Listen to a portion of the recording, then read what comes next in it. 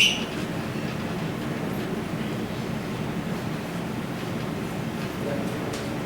afternoon, ladies and gentlemen. I am Rick Tabat and will offer testimony. I'm presenting the paper entitled Investigating the Relationship between Housing Affordability, Transportation Accessibility, and Flooding in Metro Manila, Philippines. To begin with, there are many factors that affect the commercial value of our properties wherever, and some of these include time of market, the current rental rates, urbanization. If your house is located in an urban area, it's most likely to be more expensive than those which is located far from the urban area. Population growth. If there is high demand for housing, of course the prices will be also higher.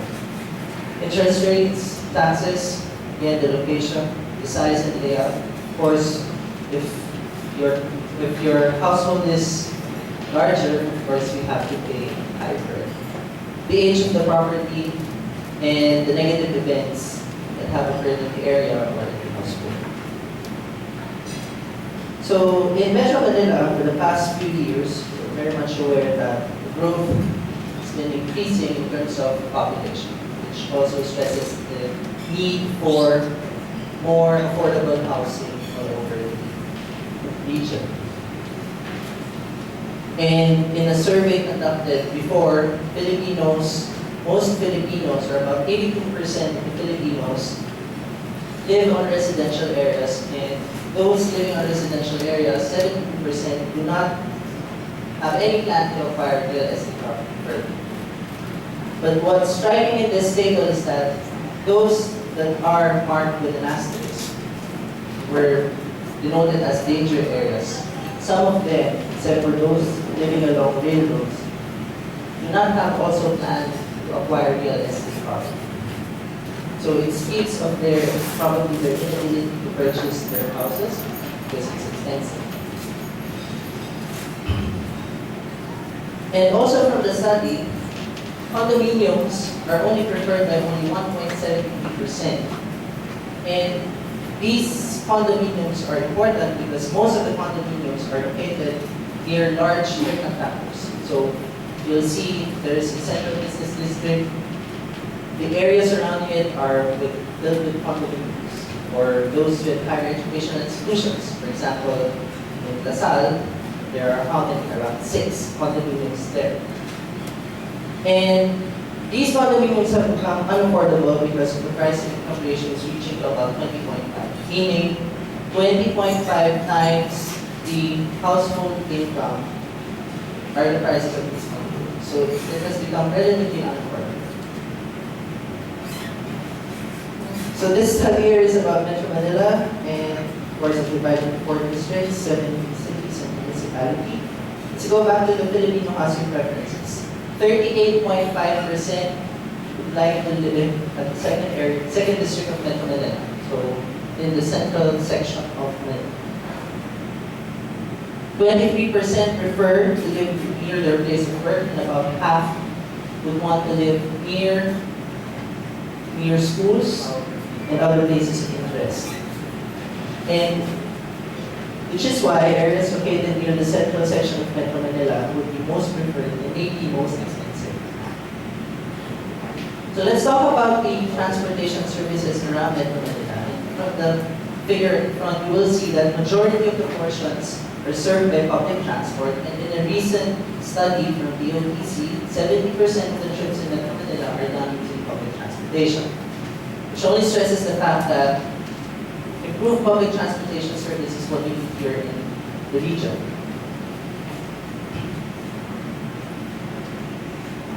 However, we also experience problems with regards to flooding.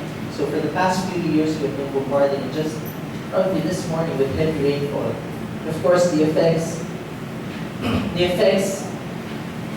also have an impact to our transportation service. For example, it's a lot more difficult to travel because, for example, in this figure, roads are flooded, nobody can pass. Which is why you can say that properties that are less flood prone and highly accessible by public transport are have more higher demand. And different studies have already established that. There's been studies in Bangladesh, China, Korea, Colombia, Thailand, and Turkey. And all of them have said that access to transport services contribute to higher commercial value of dwelling units. And other events, meteorological events and flooding events also have an impact to transit ridership. So in this case, bus trips have decreased because of rain. And it has also impacted travel behavior choice.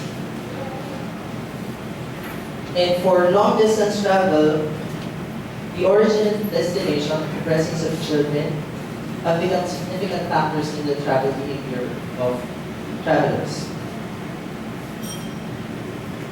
So in this study, we determined the location of central business districts. So those with 2 work trips from household interview surveys conducted by the Transportation Department. And for purposes of this research, we only used zones that attract 50% or more work trips were considered as central business districts. And we collected housing property costs all over Metro Manila from real estate property websites. And using a transportation modeling software, we have 3 scenarios that reflect the current condition and 2 scenarios that reflect the network during flooded conditions. And for the flood scenarios, we developed 2 scenarios. The first scenario is discontinued transit service. And in this scenario, we assume that road-based transit operators will discontinue their service to avoid experiencing severe disruption along the route. For shortened transit services, when transit operators reach flooded areas, they will just go back and avoid these areas. So this is the current transport network of all services. And the one on the left, if we remove those services that are affected by flooding, this is what is left. On the right, if we just cut the services on sections or the areas that are flooded, that is what is left of the transport. So as you can see just from the figure itself, the transport network is very affected because of these events. So we performed extended transit assignment with optimal strategies, considering that travelers would still likely choose the path that is least costly. And we determined the access distance of travelers from respective origins and their initial point. So from the point that they began their journeys to the point that they embarked on the public transport mode.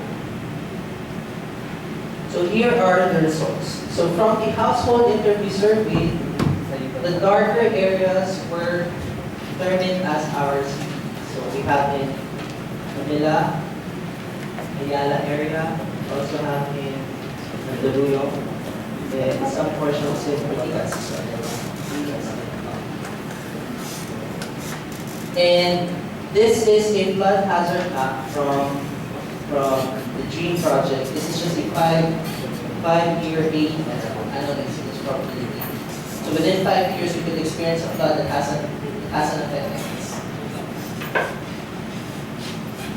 And if you will overlap the housing costs and the flood hazard maps, you will already see that some areas that are affected with floods are somehow less costly compared with, for example, in Makati, they're as much as affected. Which is why I can say that their housing costs are higher. But it is also significant to note that there are some areas that are also affected but have high housing costs because probably these areas are part of executive subdivisions. Case in point, the one in Alabang.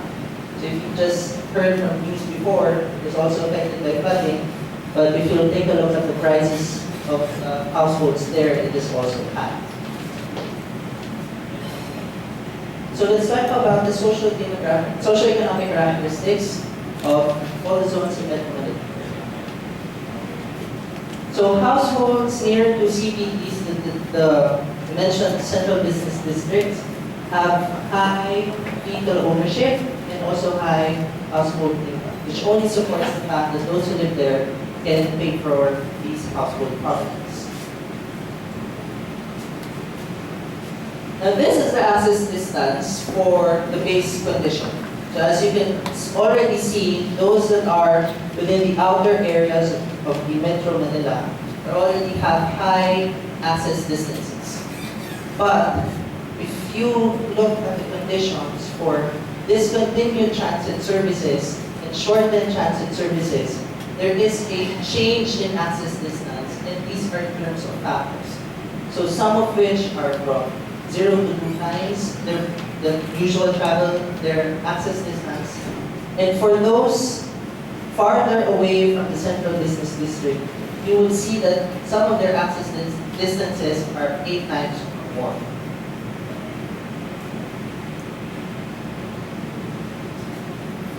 So from these figures, you can say that the area of Kamanava is severely affected, both in terms of flooding and of course of transport accessibility.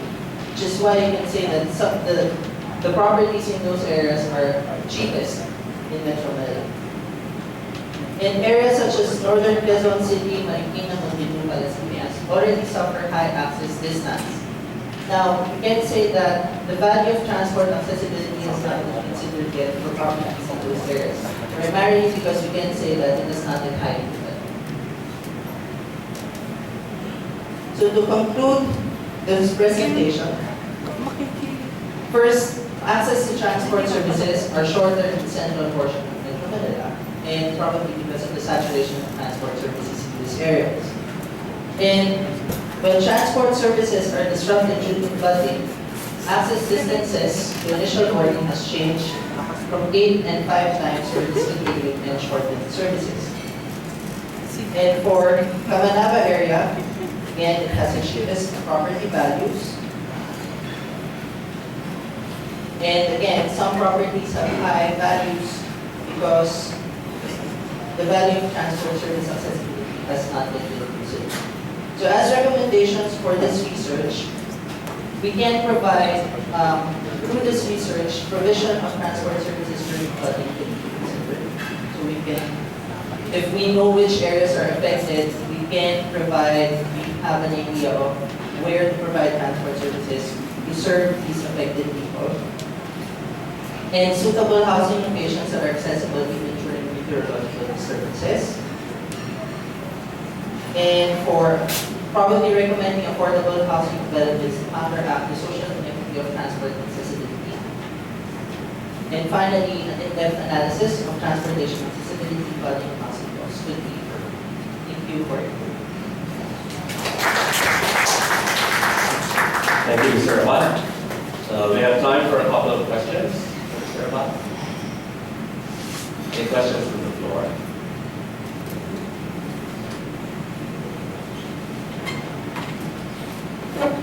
Okay, briefly introduce yourself and shoot your question.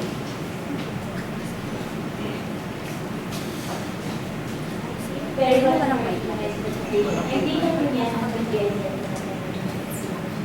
I'd just like to ask what's your sample size, because you find really nice data, especially what struck me is the data of 20% preferred to live within their place of work. And for me, that's really something. Just 20%, I don't know what your total sample size is.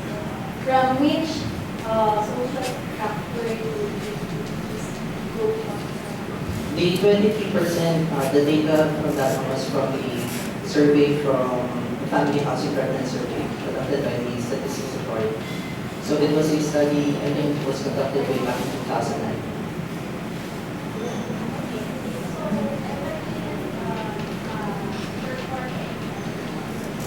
No idea.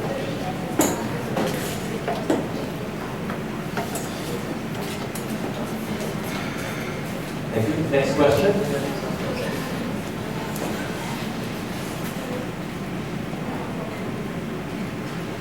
The question for Mr. Mark.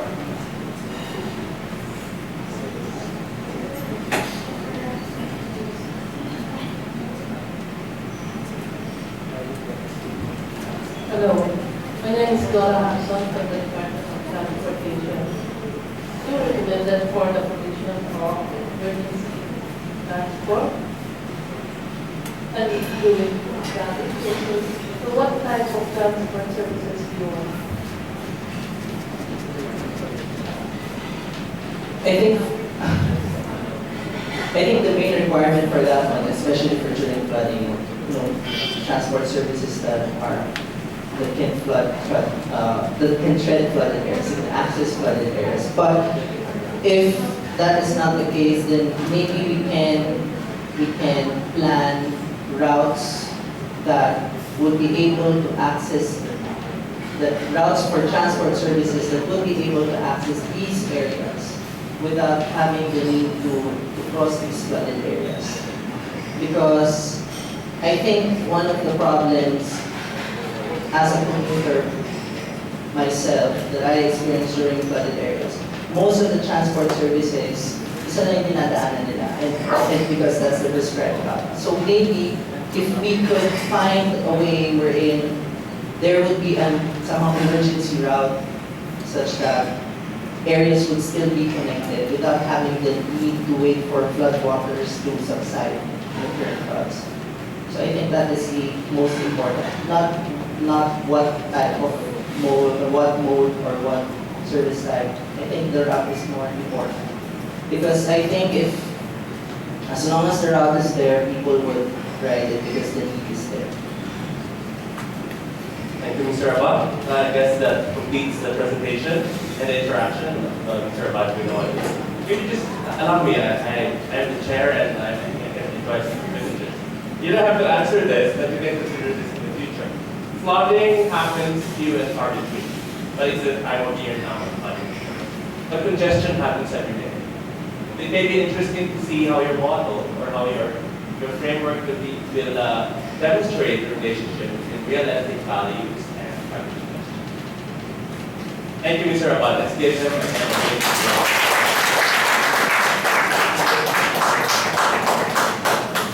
Our second presentation is on identifying the determinants of walkability and use of non-motorized transport in a medium-sized city. Case of Iloilo. I'd like to call now on his command to do the presentation.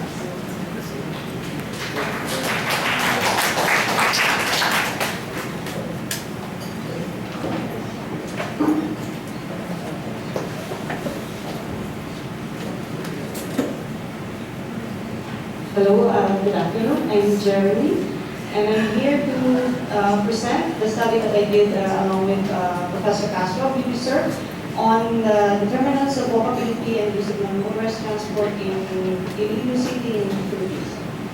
Okay, so this is the outline of my study. First, I'd like to present the background, and then the methodology, and then the results, and my conclusion and recommendations. So to start off, we did this study because we wanted to contribute to the promotion of the environmentally sustainable transport. But then first, before we are able to do that, we wanted to know first what actually makes people want to walk or use the non-motorized transport modes. So this is two pictures from my city of pedestrians and NFT users. So my research site is in Iloilo City. It's in Western Visayas, and it is it has about 500,000 inhabitants distributed among 6 districts: Haro, Mandurriao, La Paz, Iloilo City proper, Mono, and Arevalo. So in Iloilo City, based on the Miguel study of 2010, jeepneys make up the most vehicular traffic, and in terms of pedestrian, it's the females that comprise majority of the foot traffic. Pavement is poor based on the Transport Traffic Management Plan of 2014. But the good thing is, Iloilo City does have the Transport Management and Traffic Regulation Office. It's an institution that regulates the traffic management in the city. But and even if the facilities in Iloilo City is considered poor, we do have improvements. Like we had a bike lane that was opened recently, just last year. This is the street view taken in 2015, and this is how it looks like now. It was taken last month during early morning Sunday. So it's not very congested, but yeah. Okay.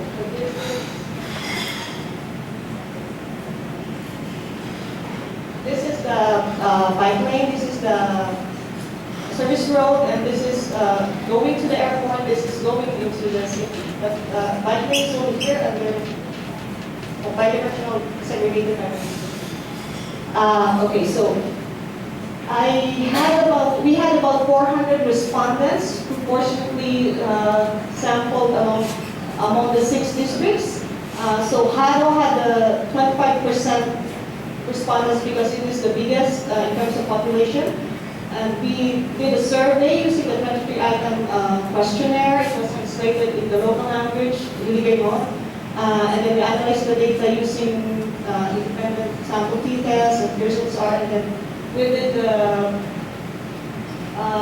we determined the predictors to walking and the use of non-motorized modes to multiple linear regression. So this is the fieldwork that we did. We had about 6 people in the team. We did interviews and we did courtesy call to barangays, which is how we do survey here in the Philippines. It's a proper protocol. Now, so go through the results. This is the profile of the respondents. Many are in the age range of 35 to 39 years old.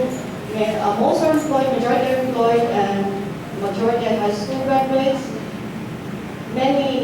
Most also do not own private vehicle, and they are in the income range of about 10,000 to 20,000 monthly income, and it is within the average monthly income of the PSA as determined by the regional average income for Iloilo City.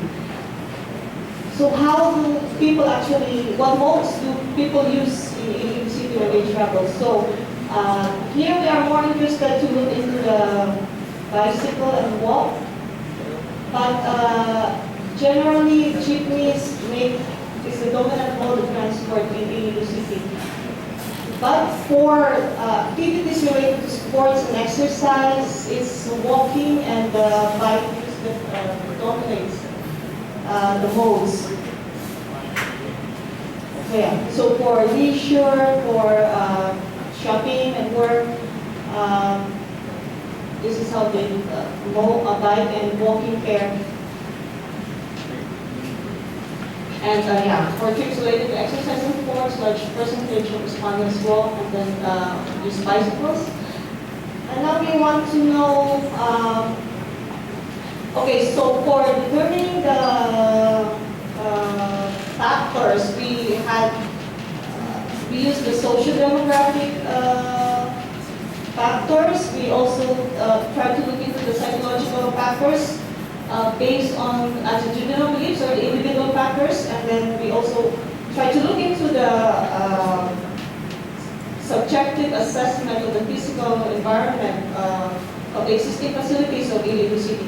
So for this one, we try to look into the correlates of walking as per the individual factors.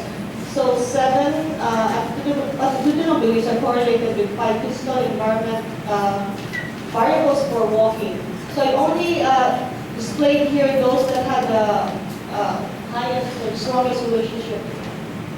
So the strongest relationship between these 3 are with the well-connected sidewalk and well-lighted sidewalk. So I guess this one is more on the safety side, and this one is more on the connectivity aspect of walking. And for likelihood to walk, people tend to,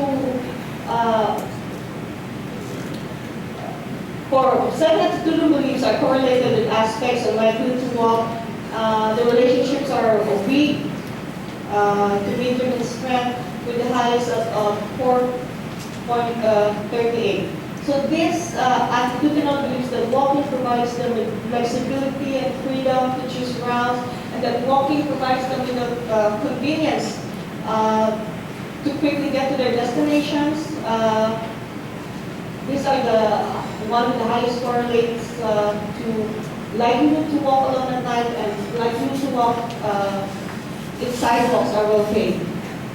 In terms of non-motorized transport use, the belief that cycling is a healthy way to travel around is also correlated with the existence of bike lanes and the existence of alternative routes. So there are 5 attitudinal beliefs that are actually correlated with these 2 physical environmental variables, but then again, I also only display those that have the strongest correlation. And also for the likelihood to use motorized transport, good weather, and for leisure travel, there are 2 attitudinal beliefs that are also strongly correlated with these 2. So the preference to cycle than use public transport, and the idea that the belief that cycling is the quickest way to travel around is correlated with these 2, likelihood to walk. So, okay, so we all have this correlation, but what actually predicts the highest, what actually is the highest predictor of walking for people in the city? Okay, so there are 4 aspects of likelihood to walk that we try to analyze using 26 predictors. These 4 aspects, like to walk in good weather, to walk alone at night, to walk at peak hours of traffic, and to walk with sidewalks are okay. So as you can see, this belief that walking provides me with flexibility and freedom to choose routes appear to be the highest predictor in 3 of the 4 aspects of likelihood to walk. Then we go to the determinants for use of NLT. We had 23 predictors for the determinants to use NLT. And as you can see, this belief is attitudinal belief that cycling can be the quickest way to travel around. It's the highest predictor in all of the models that we try to analyze. So in essence, the fact that cycling and walking somehow provides them with the option, the freedom to choose the safest, the routes that they think are the safest, or the routes that they think are the quickest to get to their point of destination, is the one that are most likely to convince them to use these modes. So I will talk more about that in my conclusion. But then I also want to show you the deterrence to walking and use of non-motorized modes. Okay, so the top 3 deterrents is weather, peace and order situation, especially at night, and the pollution coming from the vehicles. But there was a few unique responses on stray dogs that I did not actually expect that they would. It's an open-ended question. I asked them what do you think others, and they all said street dogs, stray dogs, they would chase you. They don't like you. So it never really appeared so much in the list of deterrents to walking, but it's a good point to look into if you want to promote community or neighborhood walkability. And for deterrents to use of energy, it's the same. It's extreme weather. It's also it's an order, especially on existence of bike theft and pollution. So going back, social demographic attributes, particularly gender, related to one's attitudinal beliefs on walking and NMT use. So it's good to note that the gender-specific needs in terms of mobility, especially with the use of non-motorized modes, should be encouraged. And since we all know that the positive attitudinal beliefs on the active forms of transport We should further reinforce this by providing facilities and infrastructure that are supportive of these modes. And the weather, extreme hotness can somehow maybe lessen by planting and maintaining tree-lined streets and by doing routine maintenance of existing sidewalks. There are cost-effective measures that can be done at the barangay level to lessen the impacts of deterrence. And further studies that incorporates costs of using different modes should be also looked into. I did not include it in my study, but it will be interesting to know that. And also studies that would determine what actually is a bikeable distance or walkable distance should be conducted in order for us to know where to properly locate basic services and to further promote walkability and bikeability within the neighborhood or within the city. Thank you. That's my presentation. Thank you, Ms. Comenia. Any questions for Ms. Gary?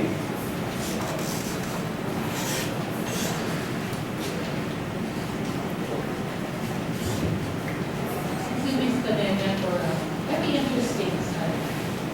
I'm wondering about what do you think are some of the gender-specific needs? I've read a little about road safety, for example, road safety is topics of the article. And I know, for instance, that there are more men who are involved there as drivers in this big. Now, you mentioned in your introduction that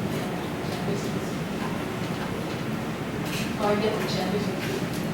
Have you found any gender specific preference in factors in which men versus women involved in the other?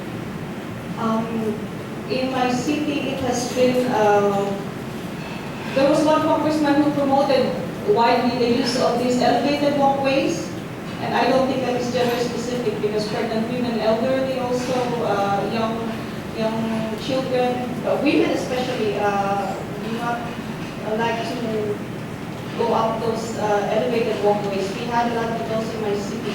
And I think, and we have narrow streets, so I think by actually providing upgrade crossing in narrow streets, they are more gender specific for me compared to having to provide elevated walkways because it's not a high-speed road anyway, so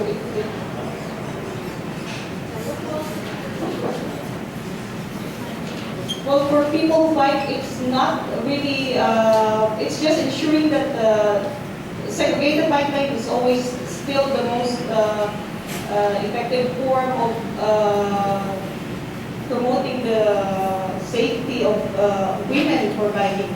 Because many do not like to bike because for them they don't say. In my study, women tend to rate questions that are negative, like cycling is dangerous. They tend to rate it high, they tend to agree more to those questions compared to men. So I think by providing them with a segregated bike lane, it's still the best mode to promote women to bike. Hello. Okay. I would like to know the most significant findings of your study, and also is your local government unit adopted such recommendations to improve the situation of your locality? You cite is your local government unit have adopted your findings or your recommendations? No, unfortunately, sir, I have not yet presented this to my local government, but one of my reasons for doing this study is also because in my city's transport and traffic management plan, they have prioritized expansion of the existing bike lane. So I guess from the bike lane that I showed you before, which is kind of it cuts across all the districts. I think my study can provide them with a better view of where to actually locate when they start going into the per district neighborhood level of pipeline expansion. But they haven't seen my study yet, so. I would like to suggest that you will get in touch with your local government unit because for your information, I also conducted a study relative to the pedestrianization scheme of practices in Bigan City. It was already published in the American Society of Civil Engineers. So I have also assimilate that the findings of my study in our local government units of Bigan, and they have adapted it. So I suggest that you can also inform your local government unit so that they will be adapting the findings of your study, because conducting studies is not just only disseminating to the people, but we have to craft ordinances in order to make our local government unit to have some good practices also regarding that pedestrianization or whatsoever kind of practices in our own locality. Thank you.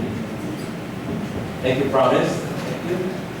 Repeat one last question. Did your study look into the effect of providing auxiliary non-motorized transport facilities like pedestrian storage facilities, shower facilities? In other countries, this can significantly influence traffic in favor of the use of non-motorized transport. No, sir, unfortunately, no, but there is, I know of one teacher currently doing it now.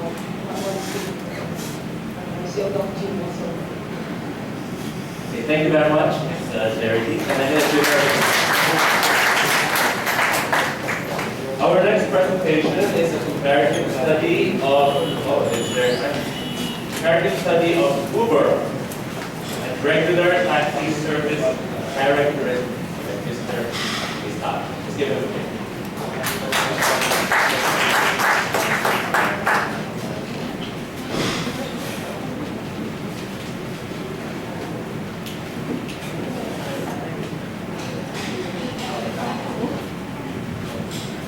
Good afternoon, I'm Patrick, and I'll discuss my undergraduate study, the comparative study of Uber and regular taxi service characteristics. So just a brief background, Uber is a transportation network company, meaning it is leveraged by the internet. What you just do is indicate your position, then your interest to travel, then among available drivers, one of them will take you to your desired destination. And Uber also has a controversial expansion internationally because it has been facing a lot of backlash, especially from the taxi cab industry. Why? Because Uber is said to be the industry's disruptor, meaning there are a lot of similarities between Uber and the taxi cab industry, which is why I conducted this study. Study aims to answer the following problems: the lack of parameters defining Uber from the taxi, there's a lack of general categorization, and there is no existing data on commuter satisfaction comparing the two. The main objective of my study is a perception analysis. I conducted a user perception survey and analyzed the results. Next is a minor objective is more of a clarification of the Uber's classification compared to different models. So for the significance, the study can serve as a framework for revising a transportation system, and then more of a basis for the improvement of both Uber and the taxi cab. Just some limitations. I will be focusing on Uber X, since it is the variant of Uber most similar to the taxi, using mid-size sedans such as the Toyota Vios, Honda City, etc. There's just a framework. Uber compared with different modes such as NCTS, ride sharing, and taxi. And then here are my main data types that I will gather from my survey. Demographics, usage dynamics, service experience, and preferences. So for the results, Uber is not a ride-sharing application, technically. Because first, Uber follows an independent route dependent on the passenger. And then Uber is also operated for the main purpose of generating a profit. While ride-sharing follows a fixed route dependent on the driver of the vehicle. And its main goal is to cut down travel costs, such as gasoline, parking, and toll fees. Uber CPNC, under memo of the LTFRB, but Uber is not a TNPS. To be clear, a vehicle registered under Uber is a TNPS, but the Uber company is not. And then last, Uber is not a taxi service due to differences in booking and its leverage on the internet. So for my survey, I made a convenience sampling method. I followed descriptive and inferential analysis. First is descriptive analysis, just talking about graphical results of my data, and the inferential analysis to see if two mean ratings of different, to see if two mean ratings of the taxi cab and Uber are significantly different. So I use Minitab 15 as my software, followed 95% confidence interval. So if we get a p-value less than 0.05, it means we reject the null hypothesis and say that the two mean ratings are different. For my sampling, I segregated those who tried Uber and those who have never tried Uber. And to see the ratings, I need to figure out if those users are considered regular taxi users and regular Uber users. I followed the assumption. The survey follows an assumption. The survey assumes that a respondent must have already tried riding a taxi. So meaning all respondents have tried the taxi cab. But it is optional, either they have tried Uber or never tried Uber. So here are just results, mean, median, and model ages. Then since I followed convenience sampling, most respondents who never tried Uber are college undergraduates. Those who have tried are private employees. Those who have tried have higher income bracket, have more cars, and are more likely to have someone drive for them if they have a car. Here are the graphs that support it. I just used the descriptive analysis to say statements in this slide. So the yellow bars are those who have tried Uber, and the white bars are those who have never tried Uber. Next is the Uber effect. Uber creates a negative perception of the taxi cab, supported by the following slides. First test is I laid down all the different advantages of the taxi cab compared to mass transportation. And then the respondents will rate whether they agree to it or not. On a scale of 1 to 5, 5 strongly agree and 1 strongly disagree. And from this table, all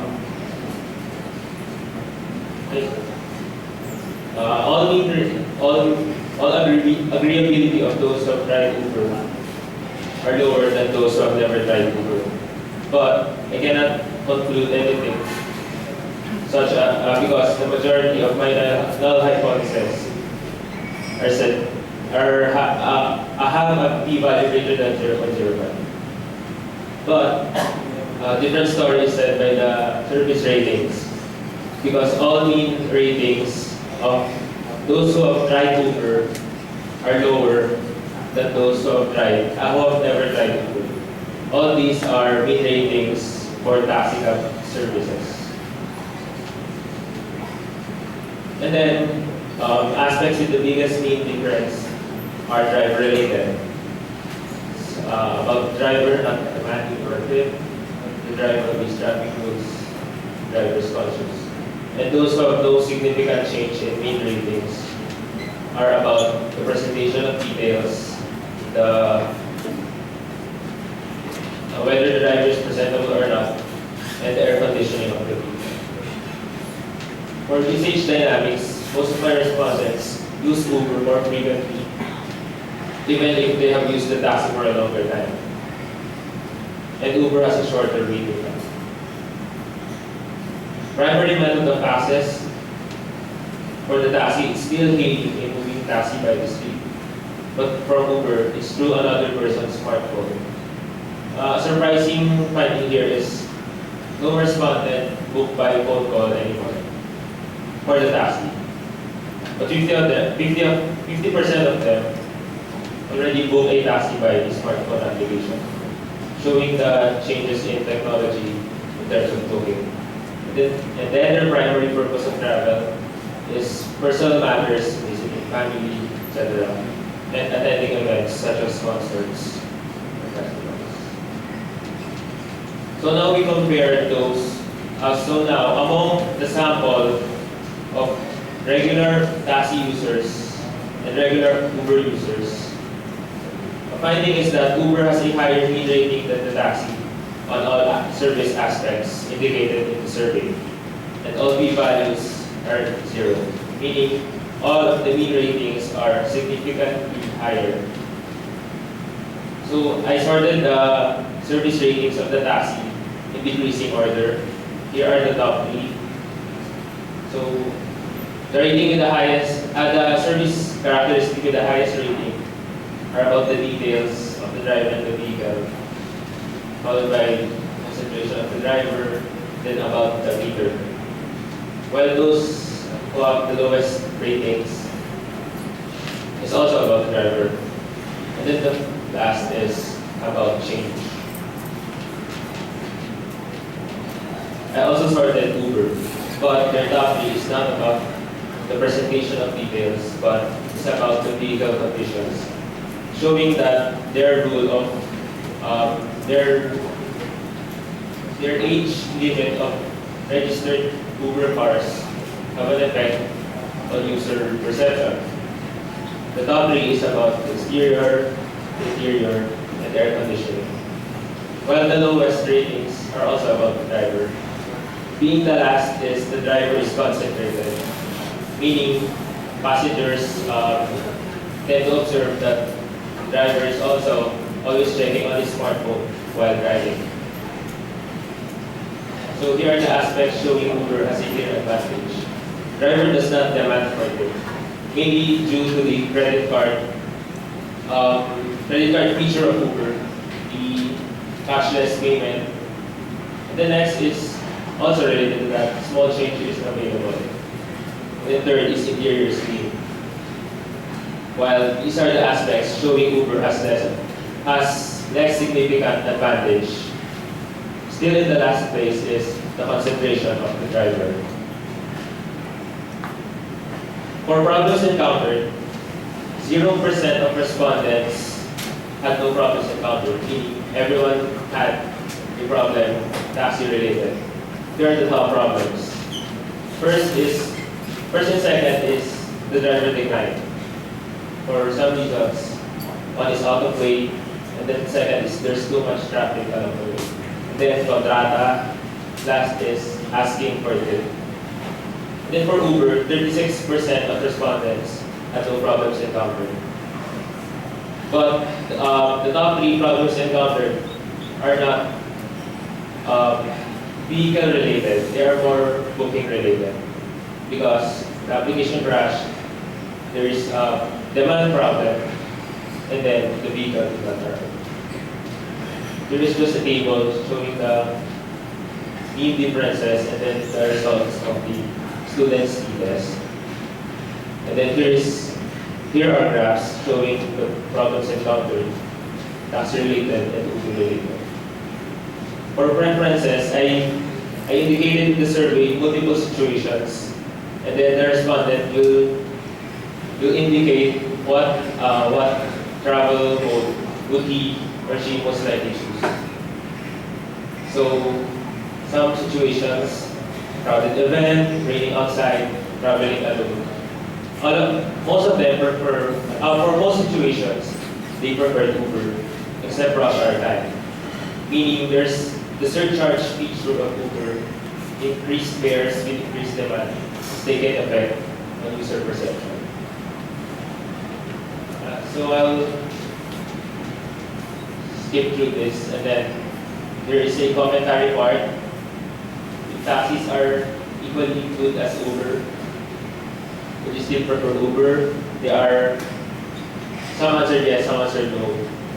But if I change the price of Uber, making it the same price as taxi, would they still prefer the taxi? Mostly said no. I just played my data here. Sample finding.